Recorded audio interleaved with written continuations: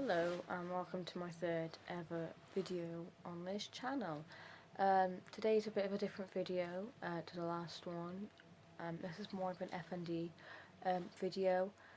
This is not actually uploaded till Wednesday, and it's currently Monday evening. But I thought this would be important to upload into that video. Tomorrow I have got a hospital appointment.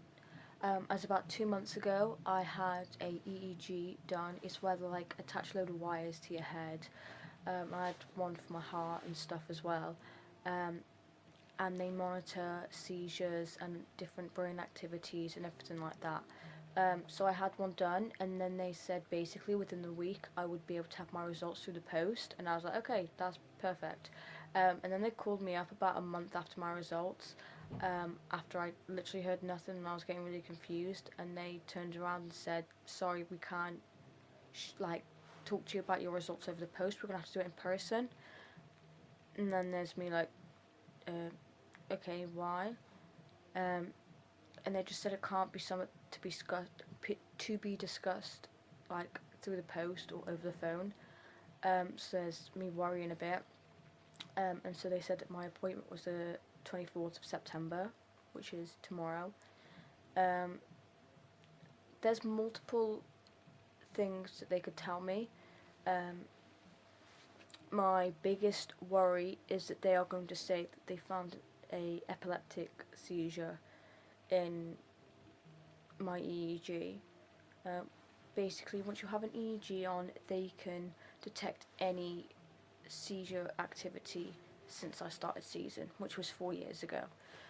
So they can see from the very first seizure up until now all the different seizures I've had, and they can detect if any of them have ever been epileptic. It's actually quite cool in the way that the technology works in it. But it does worry me a bit because, yeah. Or they could say that my FND means I need CBT, which is cognitive behavioural therapy. So I've got to talk about everything that's caused FND to be able to overcome it, which is probably just as terrifying for me because people who are close to me know the reason I've got FND. It's not something I really want to open up about right now. This is still a very new channel, a very new thing to me, and it's still quite a personal thing to talk about. So yeah, so I have to go to that appointment tomorrow with my mum. I'm not gonna lie, sorry for my language, I'm shit in it. The last thing I want to do is for them to tell me I've had an epileptic fit, because even if I've had one epileptic fit that lasted 30 seconds, I'd get diagnosed with epilepsy. So yeah. So I will come back to you in the morning before I have my appointment, and I'll keep you updated, and I'll let you know how it goes. But I'm breaking it basically. So yeah. Gotta stay strong and just carry on. But I will see you guys tomorrow. Well, for you guys it'll be a few seconds. For me it'll be like 15 hours. So see you then. Hello, good morning. It is currently 10:30. So I'm getting ready to go to my appointment, which is at 11:30. But by the time we've got there and parked up and everything, then yeah. Woke up still quite nervous about the results, but it is what it is. So yeah, I don't think I'll be able to film in there, but I'll see what I can do. I've never taken my camera out in public, so kind of makes me quite nervous to do so. But if not, then I'll just film on my phone, and then just put the clips in. But yeah, I'll see you when I'm either in the car or in the hospital, and I will keep you posted.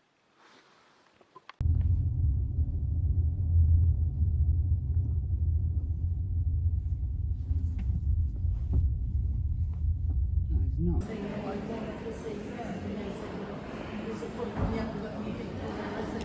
Hello, I am back from the hospital now. What is that? Is that any better? I don't know. My hair looks greasy. It's not, I promise. I had a shower last night.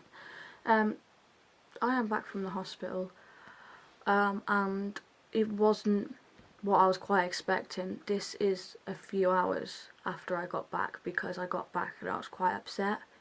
So I didn't really feel like filming while crying. But basically, I had an EEG done about 2 months ago because they knew I had seizures, but they had to make sure none of them were epileptic. Because if they put me on epilepsy medication and I don't have epileptic fits, it could possibly cause epileptic fits in the future. So I had to have an EEG to rule that out. And they were supposed to give me my results through the post. I'm pretty sure I explained this at the very beginning, but they didn't, and they needed to see me, and I was a bit hesitant on why. But anyway, I went there, they run those tests on me, la-di-da-di-da, and I got the results from my EEG, and they said that they can't see at the moment for any of my seizures to be epileptic. However, my EEG, every time I had a seizure, showed epilepsy in my brain. So every time I seized, even though it wasn't an epileptic fit, there was still epilepsy brainwaves, apparently, in my brain when I was seizing. So that puts me at quite a high chance of having epileptic fits. So they basically had to diagnose me with FND, which is non-epileptic fits, like seizures, and then epilepsy. So I've been put on medication, which started today, and I will more than likely be on that medication for the rest of my life.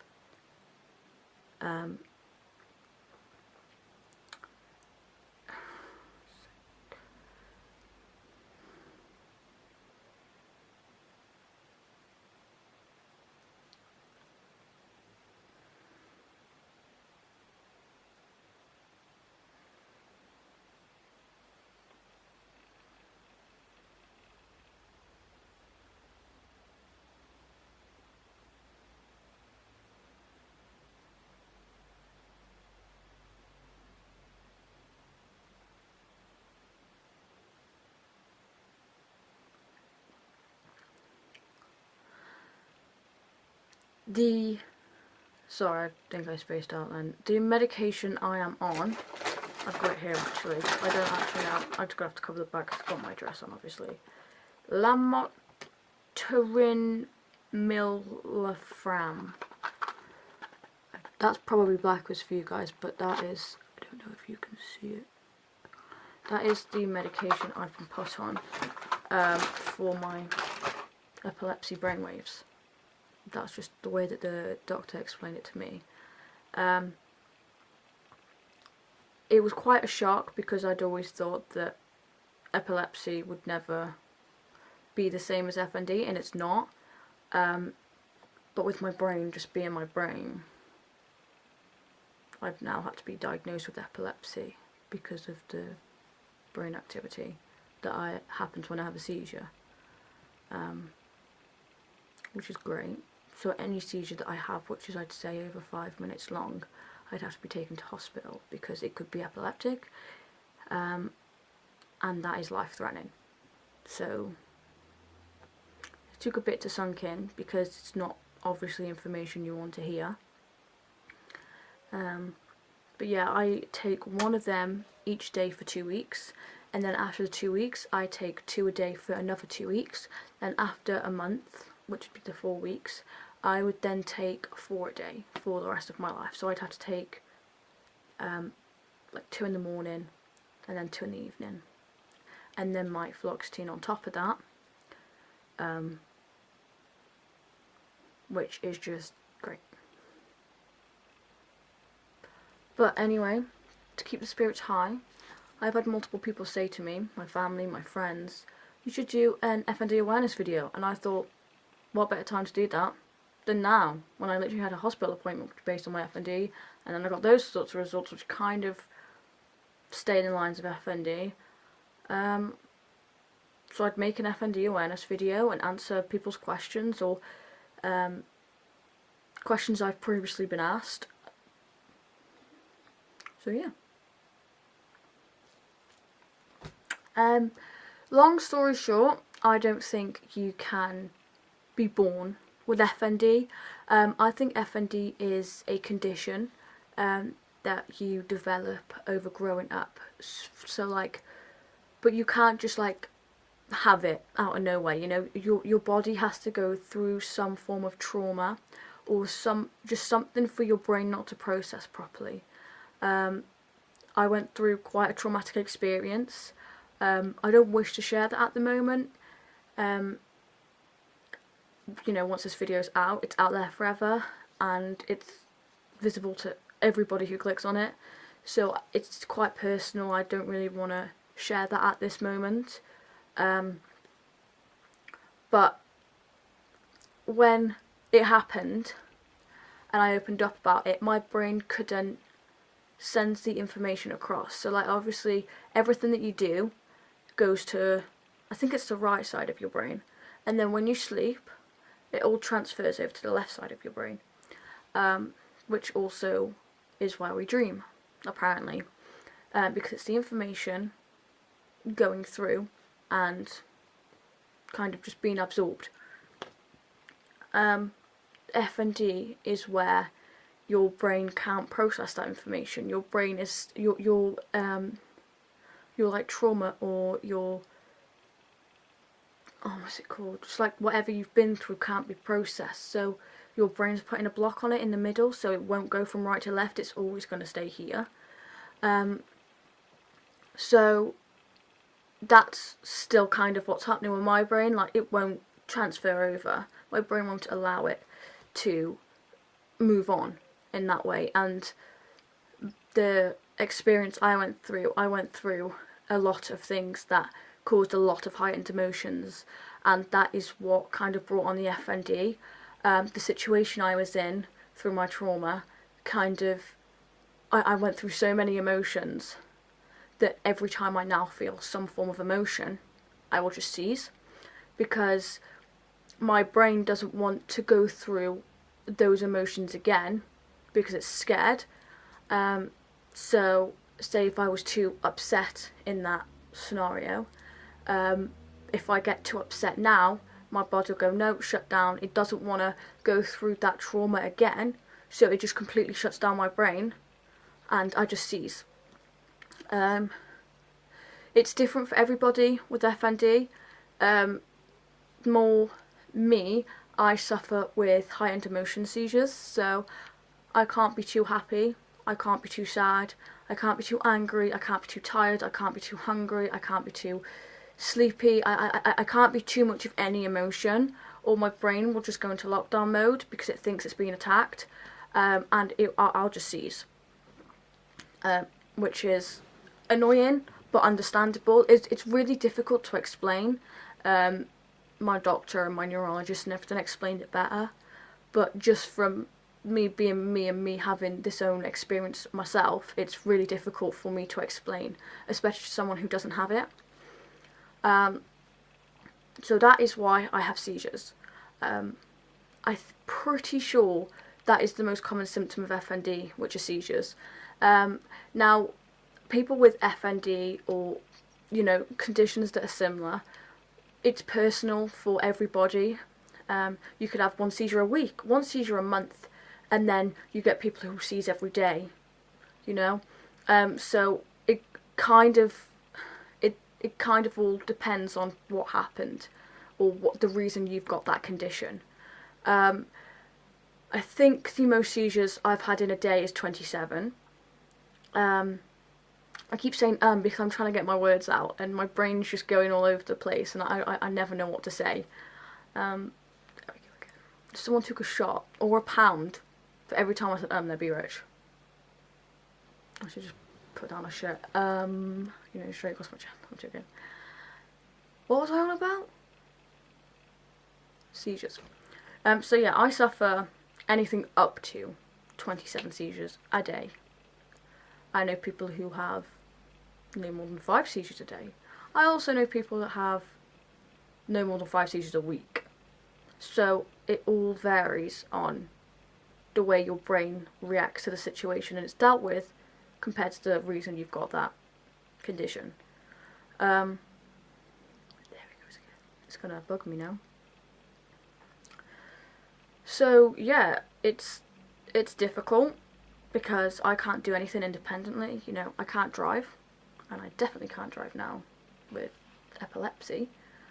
I can't shower by myself. I can't go out by myself. I can't work, like get a 9 to 5 or a daily job. I can't do anything independently whatsoever. When I'm out and about, I'm often in a wheelchair because when I'm out and about, I can feel a lot more emotions out and about than I do just sat in my room. And obviously my seizures are triggered by emotions. But if I seize and I'm not in my chair, I could really hurt myself, which has happened multiple times. I once had a seizure in my downstairs dining room, and I fell off my chair and I hit my head in the fridge. My fridge was in there just because it was new and we couldn't put it in the kitchen at that precise moment. And my seizure lasted an hour and a half, and I had to be taken to hospital, and I was there overnight, and they had to run loads of obs and tests and everything on me, and it was quite scary. So yeah, now I feel like I am more scared.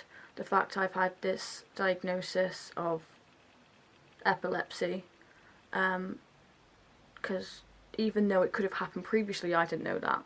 To me, it would have just been another FND seizure. But now knowing I've got epilepsy, or brain epilepsy, it's all a bit like, that's real, that could happen to you. Like, there's just so much that it's just terrifying, absolutely terrifying as a human to go through. You always look at people and you're like, oh, that'll never happen to me. And it happens to you and it's like quite a reality check. It is quite scary. But I am just trying to spread awareness about it. As I've got TikTok and I make videos on TikTok, and I've spread awareness about them on there. And I've actually had quite a few people message me saying, hey, I suffer with these symptoms, or I've recently been diagnosed with this, can you help me? And the amount of people I've helped just from a few TikToks that I post, it's so heartwarming to know, because like when I first got diagnosed with it, I had no clue what it was. I had to get a self-help book from my hospital and everything, because I had no clue. I didn't even know the first 5 symptoms of it. And for everyone it is different. But to know that I can help someone, and that they don't have to be in my situation, where I didn't know anything about it. I was all alone in this situation. I didn't know anyone who had it. I had no one to go to about it. And it was very quite lonely. So the fact that I can even help one person not feel alone in that situation, know that they've got someone that they could go to, know that they've got someone they can ask questions to, it really warms my heart to know that I can help in some form of way. I can't get a job and help people that way because of my seizures and stuff like that. So if I can come onto YouTube, go onto TikTok, Instagram, Snapchat, whatever, and I can help people that way, then I will do my almighty best to do so. That's all I ever really want to do. I just want to help people. So yeah, I would say seizures are the main symptom of FND. There are so many more, and I'm just going to go over a few that I suffer with personally, because there is like there's like 1,000+ symptoms like that that there will never, I keep stuttering, there will never not be a symptom of a condition like that. The symptoms are completely endless. A few more I suffer with paralysis. I could wake up and be perfectly fine. I could then have a seizure an hour later, wake up from my seizure, and from the waist down I'll be paralysed. Like, I can still feel my legs, they're not numb, but I can't stand, I can't walk, I can't do anything from the waist down. They are completely useless, they are completely jelly. I've still got feeling, but they are not usable whatsoever. That has happened to me quite a few times, and they have gone anything up to about 2 weeks at a time. And that's difficult, that's really difficult to live with. And my heart goes out to everybody who has ever suffered paralysis, or ever suffered with a seizure, or ever suffered with any of the symptoms that I'm on about in this video. Because it really is a difficult situation to be in, especially when you're used to having legs and then all of a sudden they get taken away from you literally like that. It's like, whoa, hold on, like, what's happened? And then I also got told today that with the epilepsy brain activity that I have, so say if I was to have an epileptic seizure and I lose my legs in that, there would be quite a significant chance that I would never get my legs back. If I had an epileptic fit and I went temporarily paralysed from that, because of the epileptic seizure, it would have caused me to become permanently paralysed. So that is also something that's quite different from FND to epilepsy, is the symptoms of epilepsy, like paralysis, are, like, in the long run can be a lot worse than the ones with FND. FND symptoms tend to be quite temporary, you know, maybe a few months. I know someone who lost their legs for, I think it was 3 years with FND, but they never stayed lost, is what I'm saying. But with epilepsy, there's a very high chance of them staying lost, with like paralysis and stuff like that.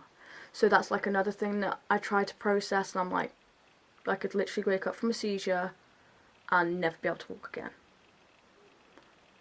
So it is terrifying. And I've, you know, over social media over the last year, I've made such amazing friends with FND, POTS, NEAD, gastroparesis, epilepsy, and a lot more. So I'm not alone in this situation, and they've helped me an awful lot, and I hope I've helped them as well.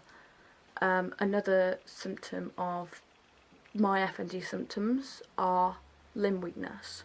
So that is completely different to paralysis. Paralysis is obviously where you can't wait there. Sometimes they go completely numb and dead, and you can't walk or move a limb or anything. I can come out of a seizure and my arm could just be dead weight. Like, sometimes it'll go tingly and numb, and other times I'll still be able to feel it, but I just won't be able to do anything with it.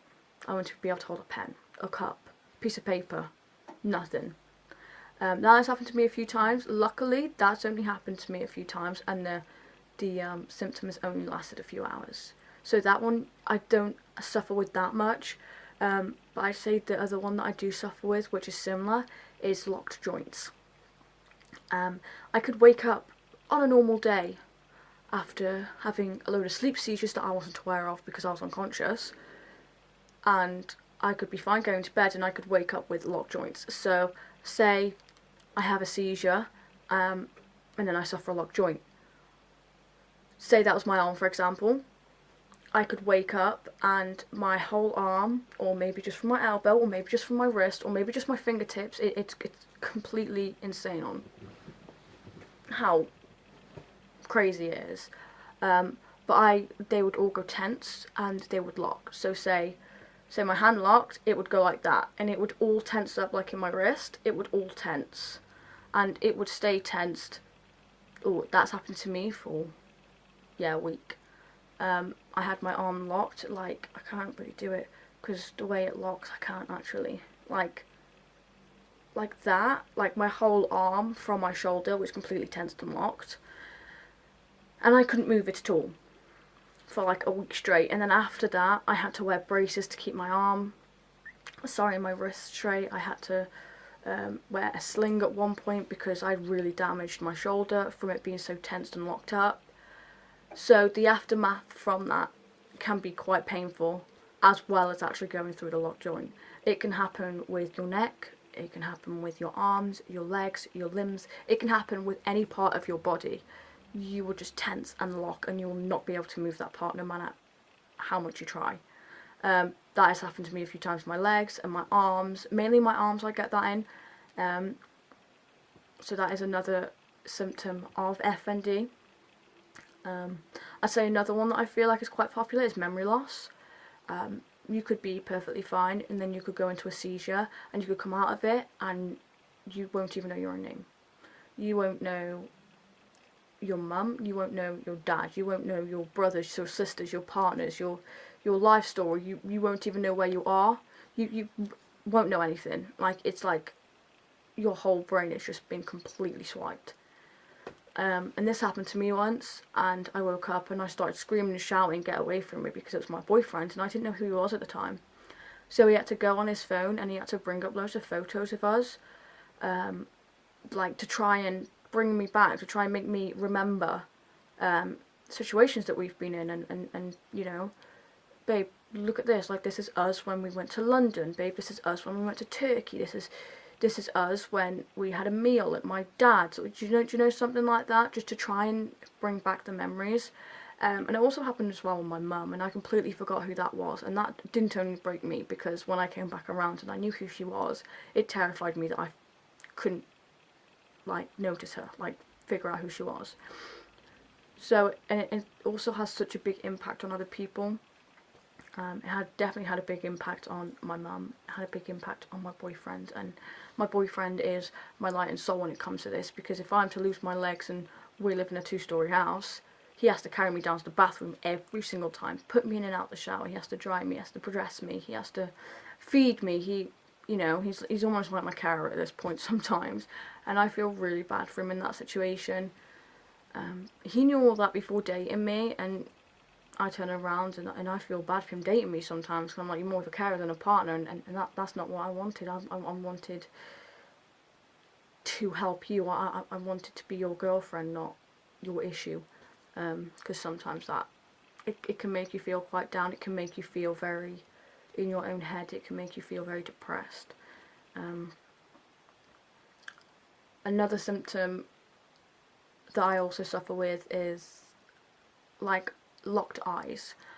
This has happened a few times. I'd be walking around the house, or I'd be watching TV, or I'd be out and about, and my eyes, I'd blink and they just wouldn't open, like they just lock shut. And that is horrible, because I have no clue where I'm going, especially when I'm out and about. I can't see anything. All I'm literally doing is relying off hearing. And that can happen for a number of minutes or hours. Probably for other people it could happen for longer, it might not happen at all. It's completely personal on the symptoms you suffer with and the way you suffer with them. And yeah, there are so many more, but I'm already at 23 minutes and I don't want to make this video super long. So if you want a part 2, let me know. Let me know if this video was a waste of my time and a waste of yours, or let me know if it actually helped. And yeah, this video will be going up tomorrow for you, and then Friday's video I would be recording tomorrow. So yeah, I will see you all in the next video. I hope this was some form of help to someone out there, and I hope you all have a wonderful rest of your day. Bye guys.